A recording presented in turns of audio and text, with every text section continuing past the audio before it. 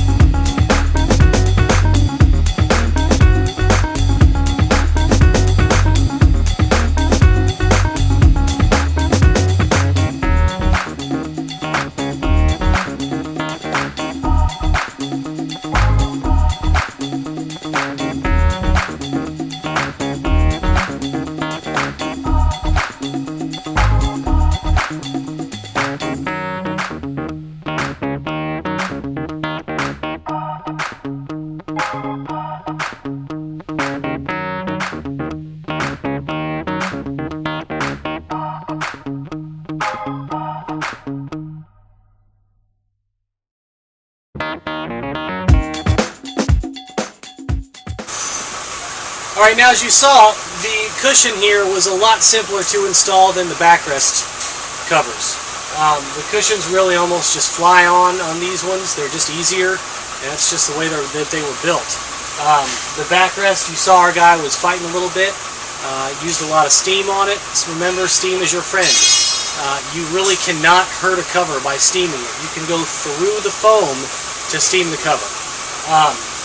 But once you got all that on, heated it up, we showed you right where the two sides, where you saw one side was steamed and the other wasn't, and you saw how nasty and wrinkled one side was and the other side looked great. Steam is really your friend. You can't have too much of it. If you don't have a steamer, stick your covers out in the sun. You might put them in the dryer, on low heat obviously, but anything to get these things good and hot and pliable.